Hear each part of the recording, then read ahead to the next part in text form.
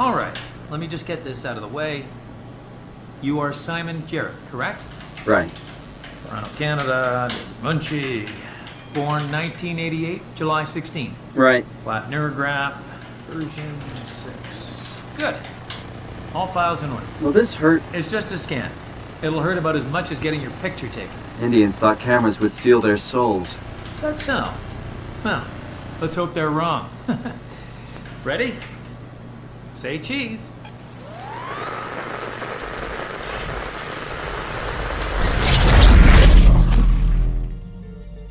We like to think that uploading our minds would let our consciousness make the leap right along with us.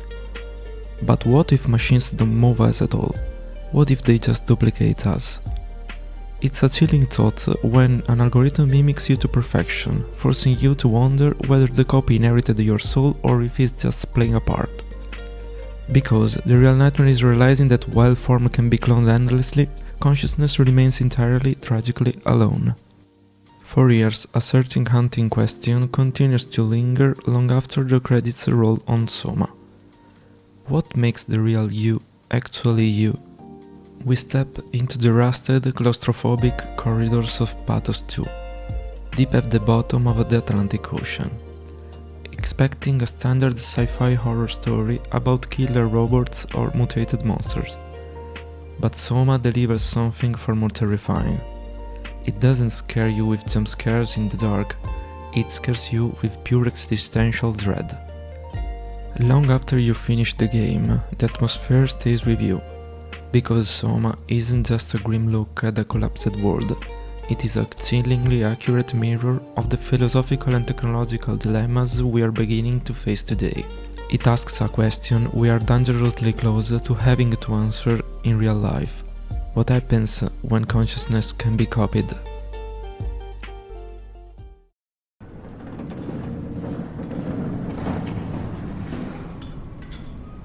I'm right next to you. No, not you too. I was really hoping you were human. Don't let the circuitry fool you. I was human once. Can't take any more. Everything's fucked. I give up. There's nothing left. Calm down. It's not the end of the world. You sure? It sure as hell looks like it. For all I know, there's no one left except for me. What do you mean? I'm right here. Don't take this the wrong way, but I meant any humans left except for me. Have you looked at yourself lately? You're a walking, talking diving suit with some electronics slapped on for good measure. I don't... You don't want to think about it? We'll start thinking about it. I don't want to do this anymore. I don't want to be this. I want out. Before you do anything hasty, could you help me with something? What? For those who don't know this game, SOMA is a sci-fi psychological horror masterpiece set in the decaying underwater research facility of PATHOS-II.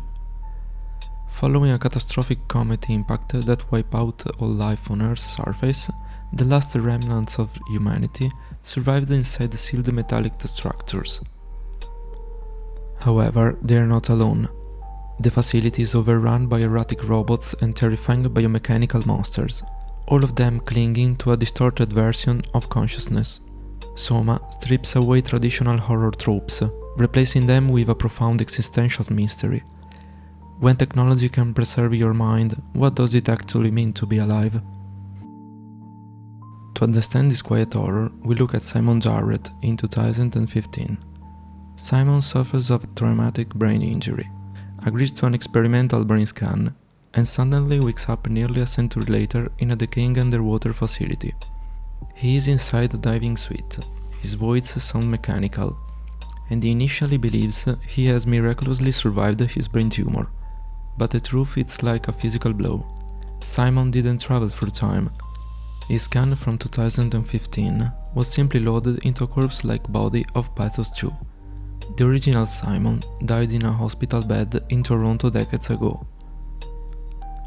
This introduced the most unsettling psychological concepts of SOMA, the illusion of the coin toss.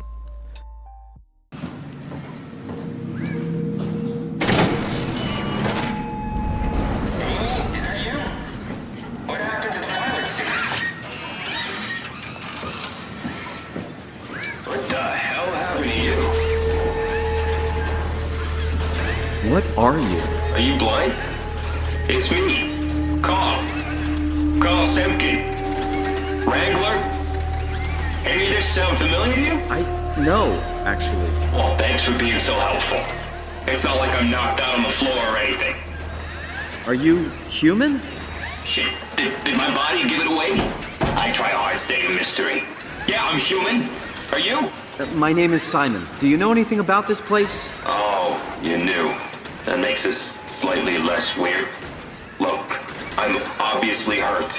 If you see anyone else around, just tell them where I am. So, where are you exactly? Are you for real? I'm right here. See me waiting? Look at my hands. Hey, buddy. Okay. I'm just gonna be.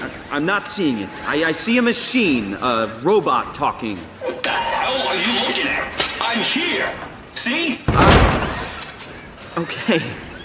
I just didn't expect you to look like that. You're really hung up on appearances, you know that? How did you hurt yourself? Not sure. Blacked out pretty. When characters prepare for a scan or data transfer, they desperately cling to the hope of a 50-50 chance. The comforting belief that their consciousness might jump across into a new vessel, as if tossing a coin to see where they land. But SOMA brutally shatters that illusion. There is no coin toss. There is no random chance. The original consciousness never moves. It stays locked inside this vessel, fully anchored to its own fading reality, while a brand new, independent center of awareness simply boots up on the other side, completely convinced it made the leap. You are forced to confront an impossible paradox. Someone who shares your exact face, memories, and soul is walking around, while you remain trapped behind your own eyes, abandoned in the dark. This shatters the comforting continuity of human identity. Normally, our lives flow in a single, unbroken stream. Even as our cells regenerate over the years, the observer behind our eyes remains continuous. But duplication creates a fork in the river. Think of the transition Simon goes through. When Simon needs to transfer his data to a new suite at Epsilon, he holds onto a desperate belief of the coin toss. But once the transfer is complete, two independent Simons exist simultaneously. Both have the exact same memories of waking up in Toronto, both remember dying in the dentist's chair, and both genuinely believe that they are a real Simon. This leads to a profound psychological crisis. If two entities exist simultaneously, both claiming to be the original, who holds the right to the soul? The copy isn't lying. It loves what you love, fears what you fear, and laments your shared past, yet is completely separate. It is an echo that learned how to speak, leaving the original voice stranded in its own mortality. And in the grim reality of PATHOS-II, this often ends with the horrifying necessity of having to put your past self out of the misery. I'm still here. Catherine? Catherine? I'm here. What the hell happened? What went wrong? Nothing. They're out there, among the stars. We're here. No. We were getting on the Ark. I saw it. It finished loading just before it launched. Yeah, I saw. Then why are we still here? Simon, I can't keep telling you how it works. You won't listen. You know why we're here. You were copied onto the Ark. You just didn't carry over. You lost the coin toss. We both did. Just like Simon at Omicron, just like the man who died in Toronto 100 years ago. No. This is bullshit. We came all this way. We launched the Ark.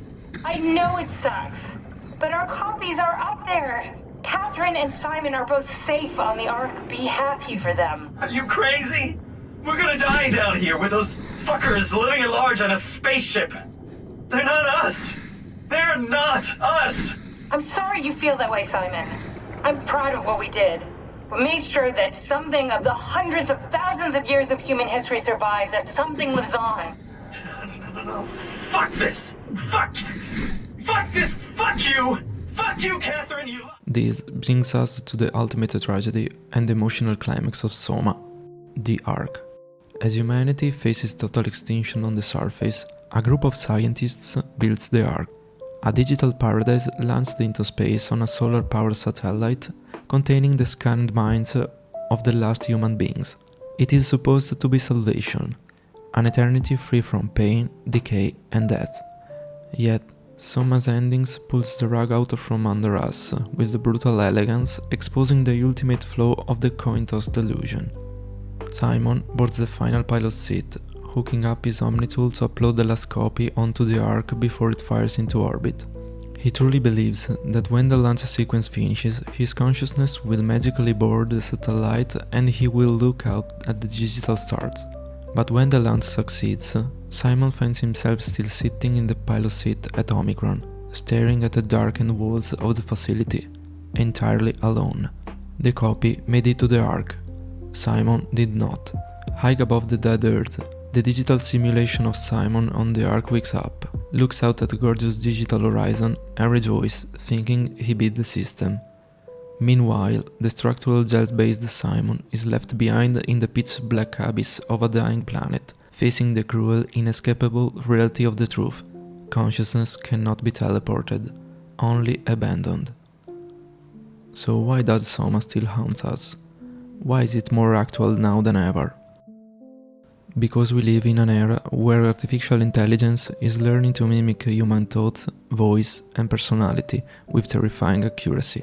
Neural interfaces, deep learning and digital cloning are no longer confined to science fiction. We're actively stepping into a world where algorithms can create digital replicas of human beings. SOMA strips away our comforting illusions about the digital age. It forces us to realize that the physical shell can be copied, edited, and passed across a thousand servers. But the inner spark, the quiet, fragile observer behind the eyes, cannot be transferred. So when the machine wakes up, looks you in the eye and calls you by your own name, did you really cheat that? Or did you just build a witness to your own absence?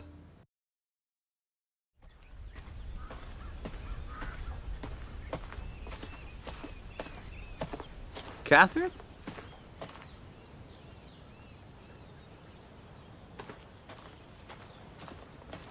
Catherine! I can't believe we actually made it. Well, we did. I'm so relieved. It's okay, Simon. Everything's all right now.